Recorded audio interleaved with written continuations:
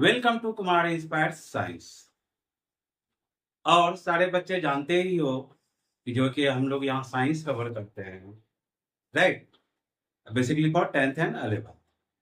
तो आज हम लोग बहुत इंपॉर्टेंट टॉपिक के बारे में डिस्कस करेंगे।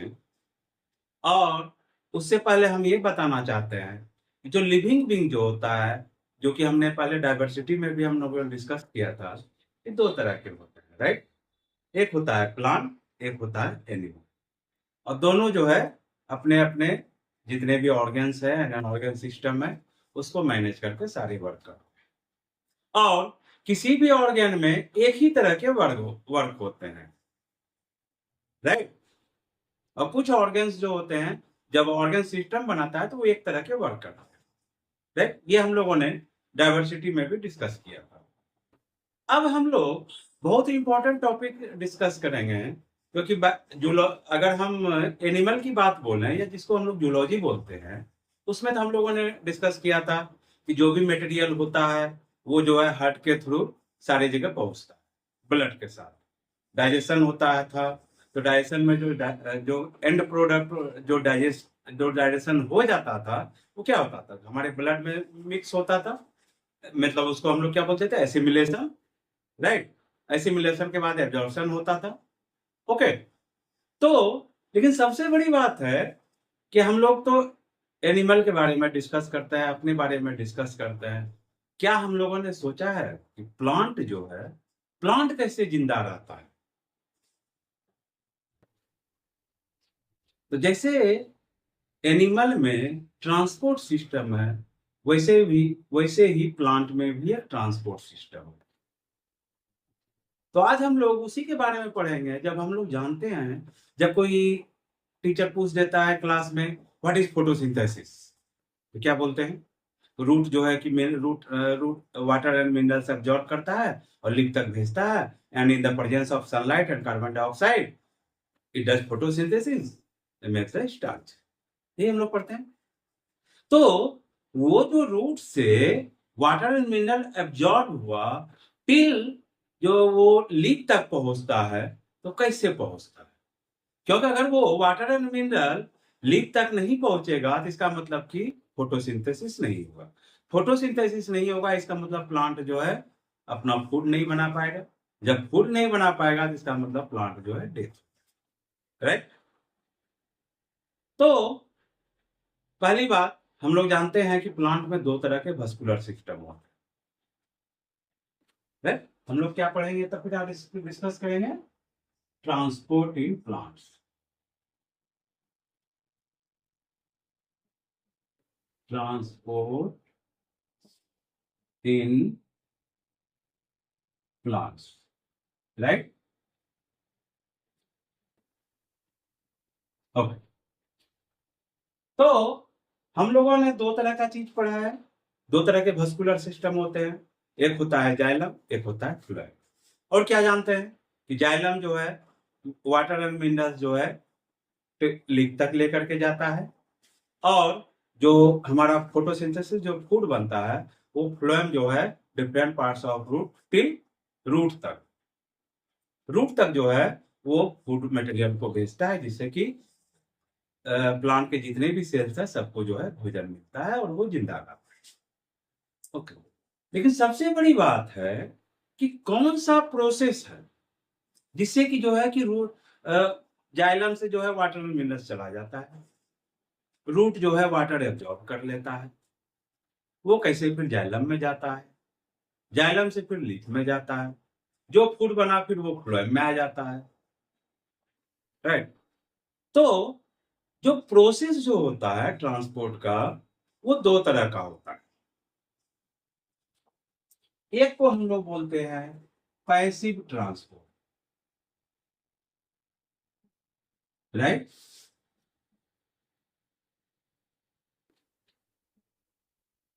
Passive transport. और सेकेंड होता है हमारा active transport. Okay.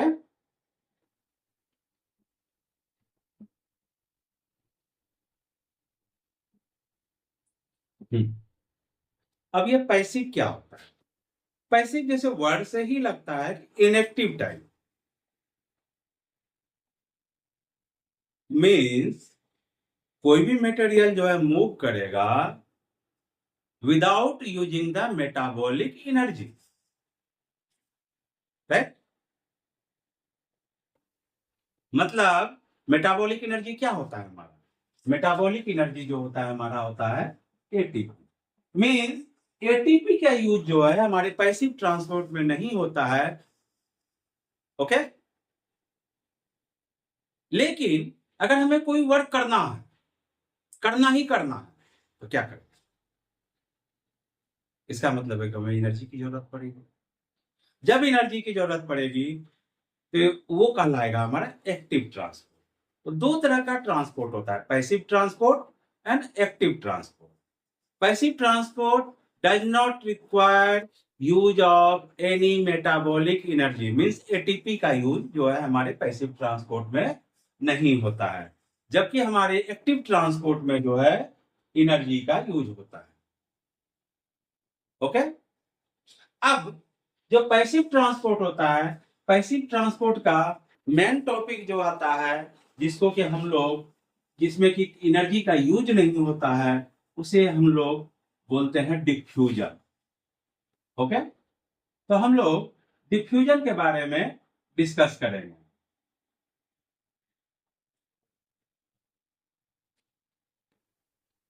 Diffusion generally जो है केमिस्ट्री का भी पार्ट है, तो इसे तुम लोग को ज्यादा आसानी होगी समझने में, राइट।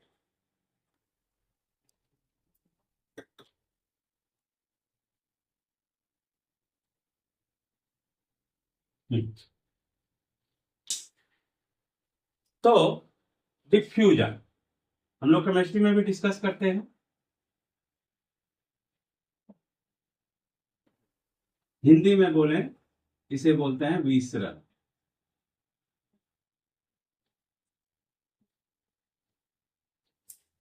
तो व्हाट इज डिफ्यूजन? हम लोग जानते हैं, अगर रूम में है या घर में ही है, मान लेते हैं एक कोने में सेंट कोई स्प्रे कर दे, तो क्या होता है? हमें भी जब हम दूर भी है, घर में ही है लेकिन कहीं से और कॉर्नर में है, तो जो है वो सेंट का गंध जो है धीरे धीरे हमारे पास पहुंचता है।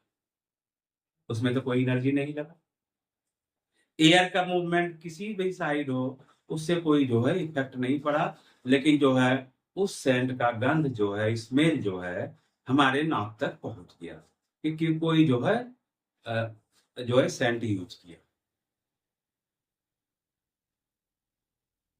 इसमें तो कोई एनर्जी नहीं लगा, हमने सेंट स्प्रे किया एक कॉर्नर पर, और हमें जो है सेंट जो स्मेल जो चला गया वो दूर में चला गया, अपोजिट कॉर्नर पर चला गया। उसमें जो है कि हमारा कोई एनर्जी तो उसका नहीं लगा। उसने क्या यूज किया? उसने सिर्फ जो है एयर यूज किया। एयर भी यूज किया, अगर अपोजिट डायरेक्शन में भी हो तो जो है वो एयर तब पर भी जो है हमें जो है स्मेल वहां तक पहुंचेगा। अब ये क्यों पहुंचे?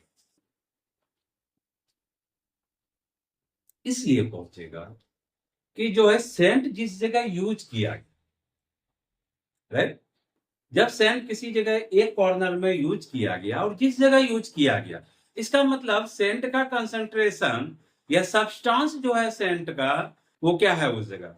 बहुत ज्यादा है, हाइयर है, ओके, हाइयर है। और जो जहां दूसरे कॉर्नर पर पहुंचा, इसका मतलब वहां तो सेंट का सब्सटेंस जो है उसका कंसंट्रेशन बहुत लो है, मीन्स मान लेते हैं नेग्लिजिबल है वहां पर, क्योंकि हमने तो स्प्रे दूसरे एक अपोजिट कॉर्नर पर किया है, राइट। तो जिस जगह यूज किया तो वहां जो सेंट का सब्सटेंसेस है वो क्या है? लोअर, हाइयर है, राइट।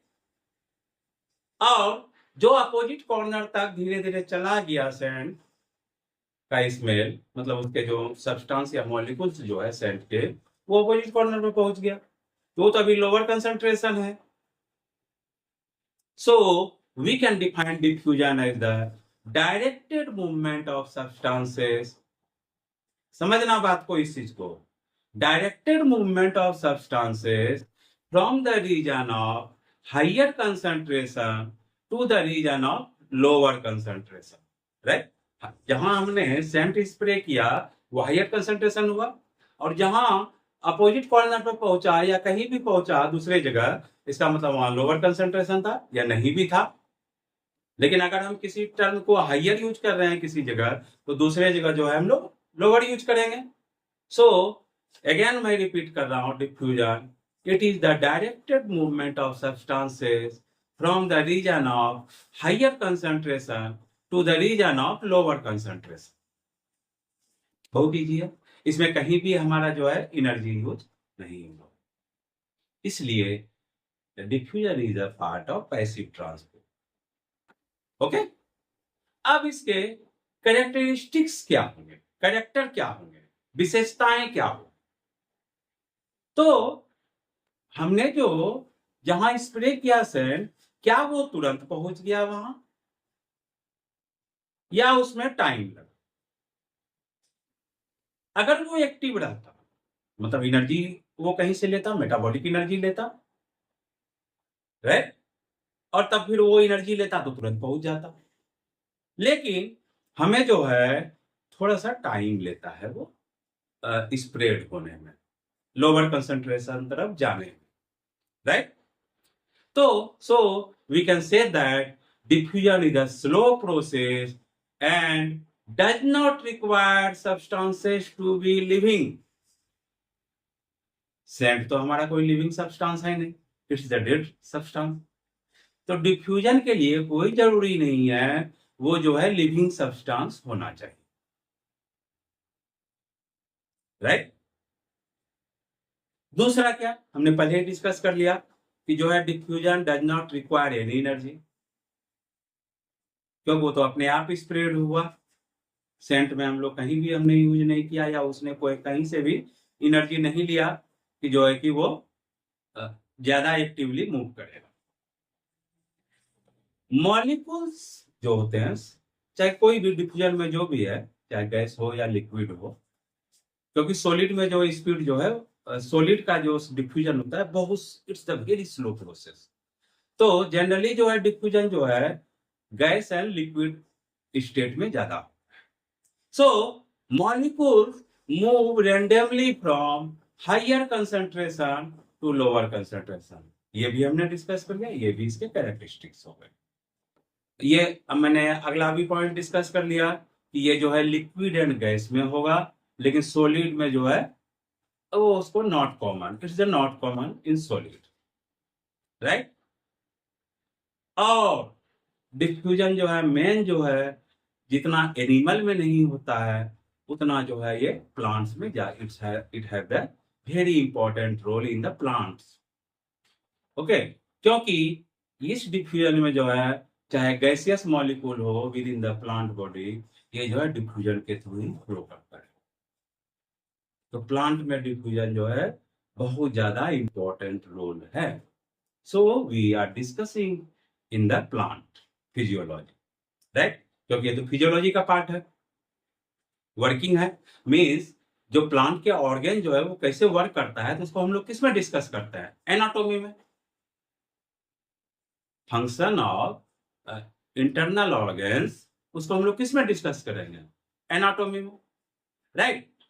ये सारे कैरेक्टरिस्टिक्स हुए। तो फर्स्ट क्या कैरेक्टरिस्टिक्स हुआ, it's the slow process and it does not require system to be living.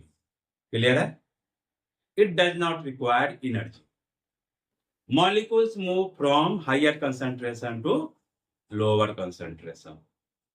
It's common in liquid and gases, but not in solid.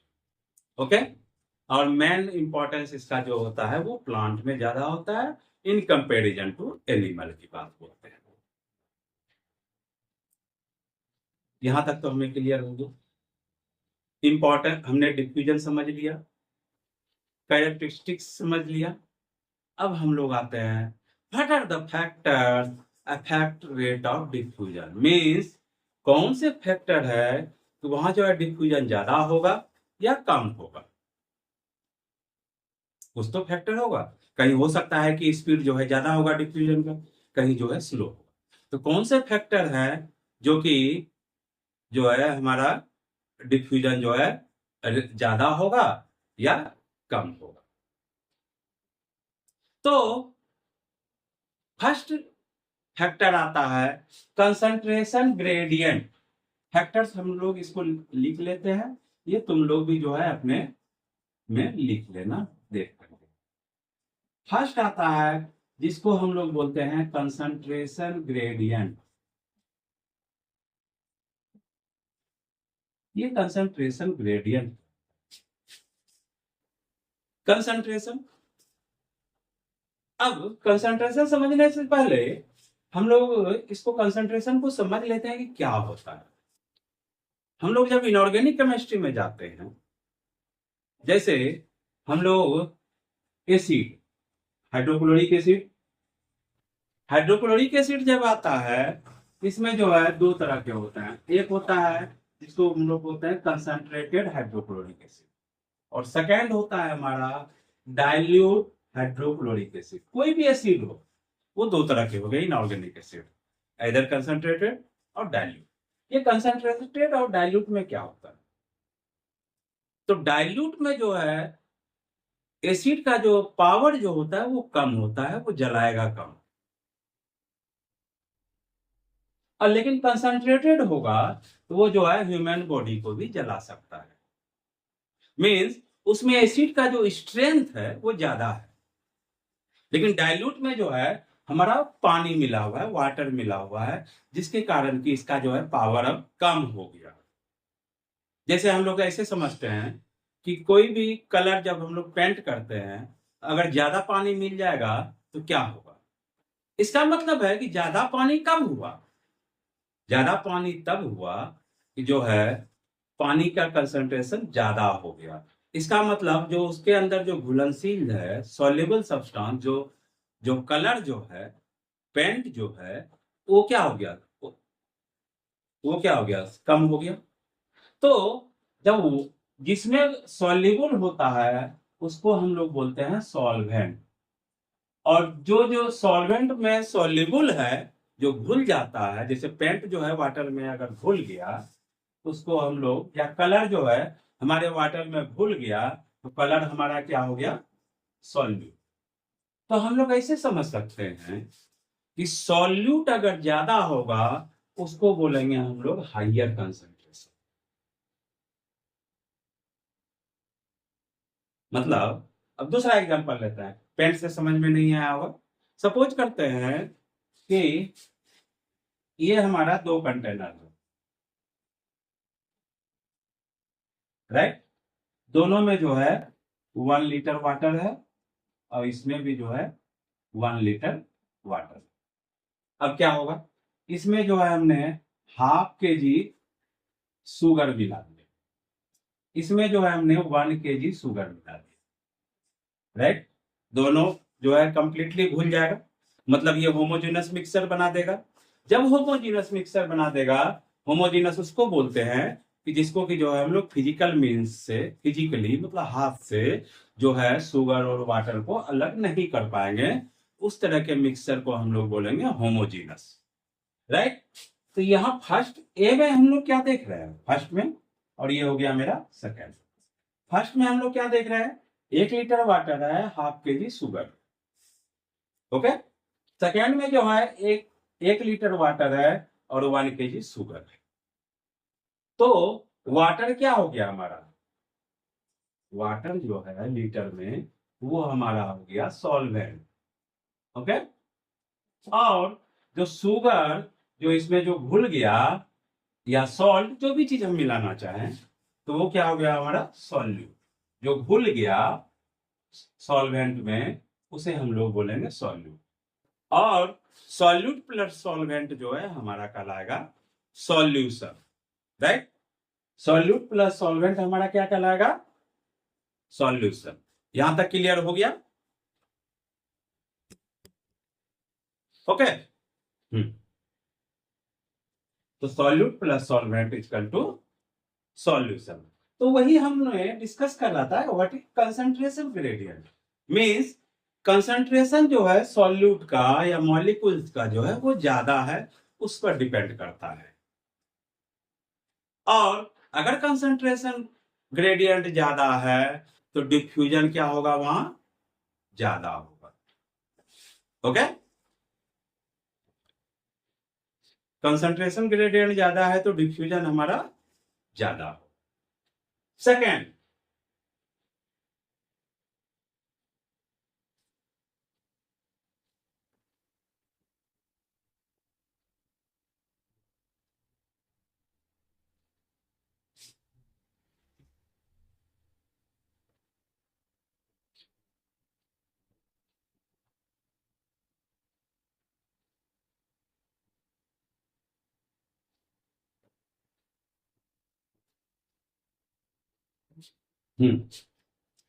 Membrane permeability. Second हमारा क्या हो गया, मेम्ब्रेन परमिएबिलिटी। परमिएबल मतलब जो है एक तरफ से दूसरे तरफ चला जाए उसको बोलते हैं परमिएबल। परमिएबल, ये परमिएबिलिटी, राइट। तो मेम्ब्रेन, तो मेम्ब्रेन प्लांट सेल में क्या,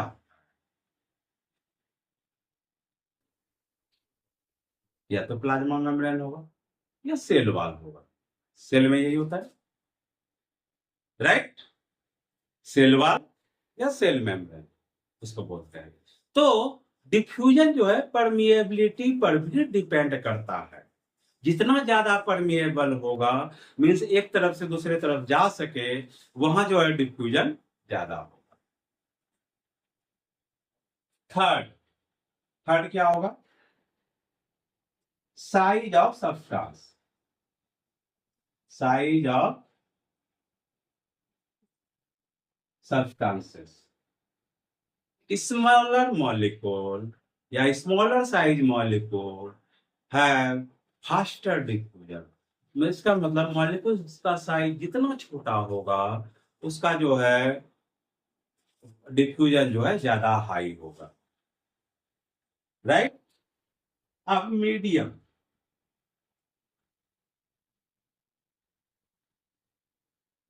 ये मीडियम क्या होता है, अगर हाई कंसंट्रेशन है, high concentration is inversely proportional to the rate of diffusion, right। High concentration जितना ज्यादा जो है मीडियम का कंसंट्रेशन हाई होगा, वहां जो है डिफ्यूजन कम होगा।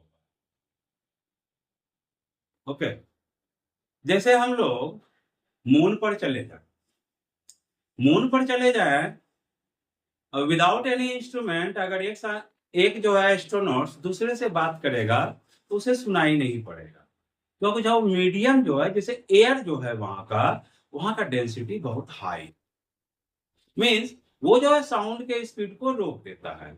उसी तरह जब मीडियम का कंसंट्रेशन चाहे एयर का हो या लिक्विड का हो या गैस का हो, सॉरी एयर का हो, लिक्विड का हो या सॉलिड का हो, तो कंसंट्रेशन जितना ज्यादा हाई होते जाएगा रेट ऑफ डिफ्यूजन उतना स्लो होते जाएगा।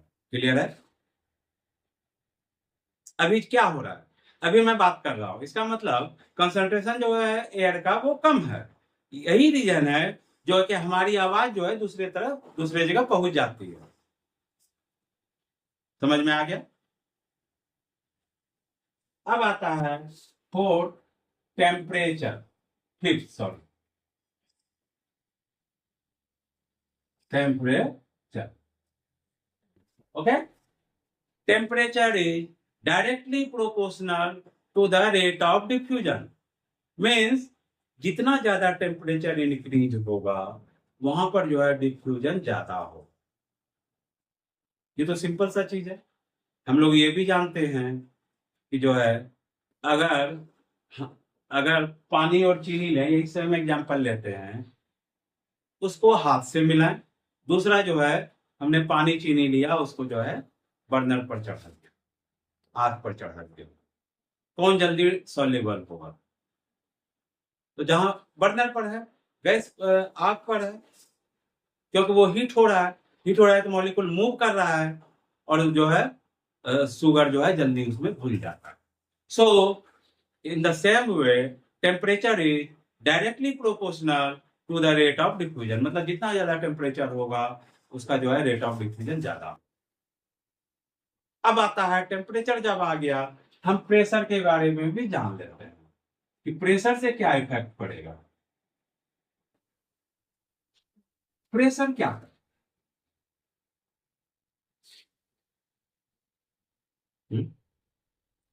प्रेशर भी जो है जितना ज्यादा हम मीडियम का प्रेशर बढ़ाते जाएंगे, जो है वहां जो है डिफ्यूजन जो है ज्यादा,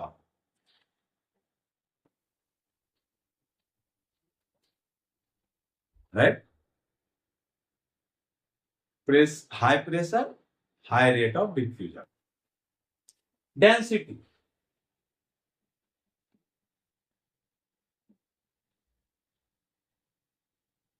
डेंसिटी इसमें बोला जाता है कि यहां जो रेट ऑफ डिफ्यूजन होगा, सपोज करता है डेंसिटी को हम लोग कैपिटल डी लिखते हैं और रेट ऑफ डिफ्यूजन को हम लोग स्मॉल डी लिखते हैं। तो डेंसिटी का जो diffusion is directly inversely proportional to the इस root of density, square root of density, right? So diffusion is the square root of density of diffusing substances, क्योंकि ये हमारा क्या है, डिफ्यूजन है, ये जो है square root of density. Okay, ये मेरा हो गया डिफ्यूजन, इनवर्सली प्रोपोर्शनल हो, मतलब एक तरह से हम लोग बोल सकते हैं कि जो है हमारा जितना जो है डिफ्यूजन, जितना डेंसिटी ज्यादा होगा उसका डिफ्यूजन उतना हाई हो, राइट। अब जो है हमने ये कैरेक्टरिस्टिक फैक्टर्स पढ़ा कि डिफ्यूजन का रेट जो है स्लो होगा या कम, स्लो होगा या हाई हो। इसमें हमने क्या क्या डिस्कस किया, कंसंट्रेशन ग्रेडियंट, और क्या डिस्कस किया, मेम्ब्रेन का परमिएबिलिटी क्या है, मतलब कि एक तरफ से दूसरे तरफ इजिली जा सकता है कि नहीं जा सकता है। फिर आया हमारा साइज ऑफ सब्सटेंस, ओके। फिर आया मेरा सॉल्युबिलिटी, ओके। फिर आया मेरा medium, temperature, pressure, density, okay. ये हमारे हो गए क्या क्या फैक्टर्स है जो अफेक्ट करता है डिफ्यूजन को। अब इसका हम लोग पढ़ेंगे इंपॉर्टेंस। अब हम लोग इसमें डिस्कस करेंगे क्या, importance. What are the importance of diffusion in plants. ये डिफ्यूजन का इंपॉर्टेंस क्या है, ये नहीं होता तो क्या होता। पहली बात है कि डिफ्यूजन में हम लोगों ने क्या डिस्कस किया, it does not require energy. सबसे कौन सा energy, metabolic energy. Metabolic energy क्या होता है, मींस लिविंग बीइंग में माइटोकॉन्ड्रिया जो रिस्पायरेशन के प्रोसेस में जो एनर्जी बनाता है, जिसे हम लोग बोलते हैं ATP, adenosine triphosphate, okay, adenosine triphosphate. तो जो है ये हमारा खर्च नहीं होता। अगर इस प्रोसेस में एनर्जी ज्यादा लगता, इसका मतलब कि प्लांट को फोटोसिंथेसिस करते करते हालत खराब हो जाती, हमें भी कोई चीज नहीं मिलता, ओके।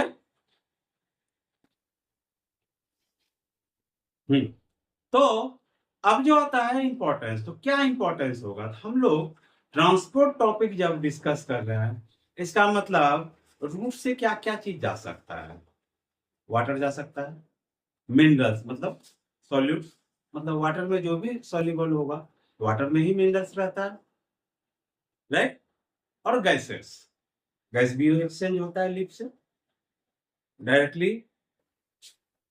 तो इसका मतलब है डिफ्यूजन से जो है ये इजी हो जाता है Uptake and distribution of water, gas and solutes. Uptake करता है रूट से, रूट से फिर जाइलम में है, जाइलम से जो है हमारे लीफ तक गया bye the process of diffusion. Right. अब दूसरा डिफ्यूजन क्या होता है, कार्बन डाइऑक्साइड जो है वो डिफ्यूजन से ही लीफ में इंटर करता है, वो एब्जॉर्ब नहीं करता, वो डिफ्यूजन कर रहा है। ठीक, एब्जॉर्ब करेगा तो उसे एनर्जी की जरूरत पड़ेगी।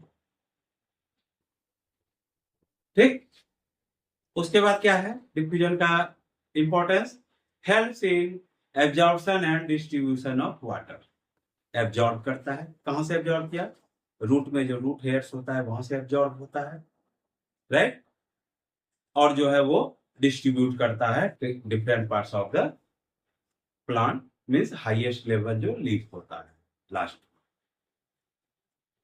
Helps in loss of water vapour from leaves, loss of water vapour, ये क्या लॉस कर रहा है, इसका मतलब क्या है, नुकसान हो रहा है, नो।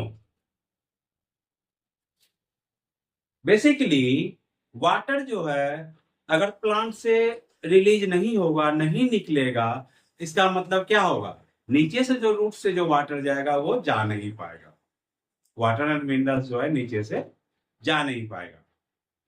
जिसे हम लोग ऐसे समझते हैं, हमारे बॉडी में अगर ब्लड सर्कुलेशन नहीं होता और मई या जून के दोपहर में हम लोग धूप में रोड पर चलते, कोई छांव नहीं, कोई छाता नहीं, कुछ नहीं, सर्कुलेशन हमारे बॉडी में नहीं होता, तो क्या, तो हेड का ब्लड जहां की डायरेक्ट सनलाइट पड़ रहा है या हमारे बॉडी के जिस पोर्शन पर भी सनलाइट ज्यादा पड़ रहा है, इसका मतलब वहां जो है ब्लड हमारा क्या होगा, ज्यादा गर्म होगा, वो ऑर्गन ज्यादा हीटेड होगा और जो है हम लोग बीमार पड़ जाएंगे। लेकिन क्या होता है, सर्कुलेशन हर एक जो है एवरी सेकेंड जो है हमारा ब्लड जो है हेड वाला फिर नीचे आ रहा है, नीचे वाला ऊपर जा रहा है, हैंड वाला ऊपर जा रहा है, हैंड वाला नीचे जा रहा है, लेग वाला ऊपर जा रहा है, राइट। तो ये जो है ब्लड मूव करते रहता है। तो जैसे हम लोग दोपहर में चल रहे हैं तो हेड का हमारा क्या ब्लड हॉट है, हो गया धूप से, और लेग का क्या है, इन कंपेरिजन टू हेड बहुत कम है। तो क्या हुआ, अब जो जब लेग का या लोअर ऑर्गन का जो भी ब्लड है वो कहाँ चला गया, हमारा हेड में, और हेड वाला जो है हमारा अर्थ में नीचे आ रहा है, नीचे का ऊपर का नीचे, ये प्रोसेस चल रहा है, जिसके कारण कि हमारी बॉडी का टेम्परेचर जो है स्टेबल लगता है, हम लोग बीमार नहीं पड़ते। That in the same way plants में भी होता है। क्या होता है, प्लांट रूट हेयर से एब्जॉर्ब किया, रूट से हमारे स्टेम में आया, स्टेम से लीफ में गया, लीफ से जो है वाटर लॉस होता है in the form of water vapour, जो है हमारा प्लांट से जो है बाहर चला गया। ओके, अब जो बाहर चला गया, अब जो रूट हेयर्स जो है एब्जॉर्ब कर रहा है, इसका मतलब वो क्या, ठंडा पानी। ओके, अब जो है ये जा रहा है, इसका मतलब कि जो है हमारे प्लांट को सूखने नहीं देता, पहला है। सेकेंड हो गया, अगर वो वाटर वेपर, वाटर लॉस नहीं होगा in the form of water vapour, जो है नीचे से वाटर एंड मिनरल्स नहीं जाएगा और प्लांट जो है ऐसे भी खत्म हो जाएगा, क्योंकि मिनरल्स नहीं जाएगा तो वो जो है फोटोसिंथेसिस नहीं कर पाएगा, फोटोसिंथेसिस नहीं कर पाएगा तो वो जो है अपना फूड नहीं बनाएगा। अब जो सेंटेड फ्लावर्स होते हैं, ओरिजिनल फ्लावर्स, सेंटेड फ्लावर्स मतलब ये नहीं कि सेंट उसमें डाल दिया, जैसे मैरीगोल्ड या किसी तरह के भी है, रात की रानी, ये सारे हैं जो कि दूर से ही हमें जो है स्मेल उसका आता है, बहुत अच्छा स्मेल आता है। तो वो भी जो सेंट ऑफ फ्लावर्स जो है वो भी जो स्प्रेड होता है एयर में, एक जगह से दूसरे जगह पहुंचते जाता है by the process of diffusion. अब आयंस, आयंस कहाँ एब्जॉर्ब होता है, by the roots, root hair से। तो वहां जो आयंस एब्जॉर्ब होता है वो सिंपल डिफ्यूजन से ही होता है। That's all about the diffusion and we can say passive transport, right. Active transport हम लोगों ने डिस्कस किया था कि against the concentration gradient against the concentration gradient higher to lower या lower to higher हो सकता है, but that process required ATP energy या जिसको हम लोग बोलते हैं मेटाबॉलिक एनर्जी। इसका मतलब हमारा जो है एटीपी, हमारा जो है एटीपी ये जो है कन्वर्ट हो जाता है हमारा एडीपी में, और एक इनऑर्गेनिक फॉस्फेट हमारा रिलीज हो जाता है। अब इसमें एनर्जी हमारा कम बचे। हमारा जो मेन मेटाबॉलिक एनर्जी है वो एटीपी है। एक्टिव ट्रांसपोर्ट में जो है एनर्जी यूज होता है ATP. So transport of substances means, अब हम लोग टर्म यूज करेंगे solute. Transport of solute from lower concentration to higher concentration. नहीं समझ में आया? ओके, नहीं समझ में आया तो हम लोग ऐसे समझते हुए द सेम वे कि जो हमने लिया था 1 kg water, sorry 1 litre water, 1 litre water, half kg sugar, right. और यहां पर जो है हमारा 1 litre water, 1 kg sugar, right. तो हम लोगों ने शुगर हमारा क्या हो गया, सॉल्यूट हो गया, और वाटर जो है हमारा सॉल्वेंट हो गया। ये हमने डिस्कस किया था।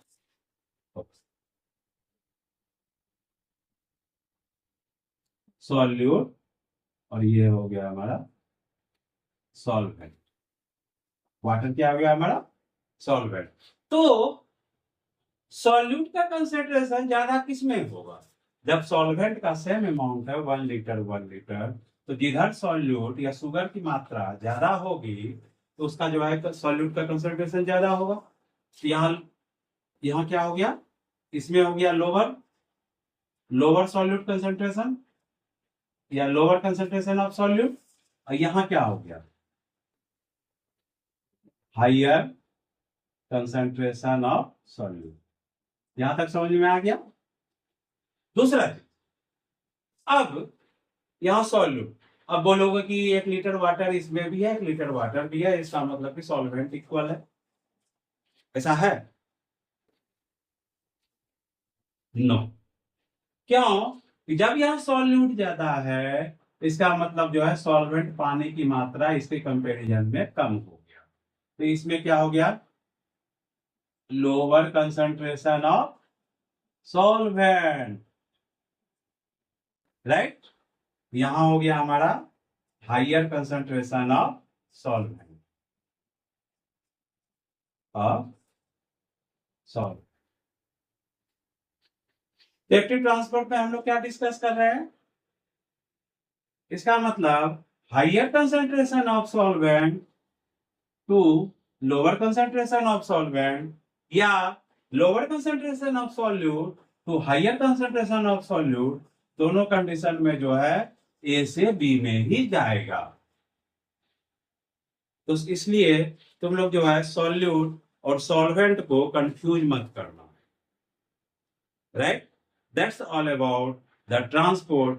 बट अभी जो है हम लोग नेक्स्ट टॉपिक जो डिस्कस करेंगे वो प्लांट वाटर रिलेशनशिप जो है, उसमें ऑस्मोसिस सब के बारे में पढ़ेंगे, वाटर पोटेंशियल क्या होता है, डीपीडी क्या होता है, वो सारे चीज, टर्गर प्रेशर क्या होता है, वो सब चीज के बारे में जो टर्म्स जो होंगे जो कि प्लांट वाटर रिलेशन में कैसे वो सब यूज होता है, उसके बारे में हम लोग नेक्स्ट क्लास में डिस्कस करेंगे, और वो क्लास इससे भी ज्यादा इंपॉर्टेंट होगा। इसलिए कोई भी टॉपिक जो है तुम लोग छोड़ना नहीं, और किसी भी टॉपिक को जो है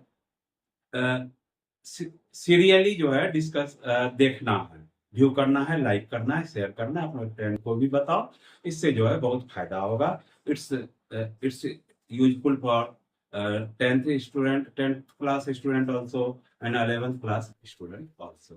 So all the best.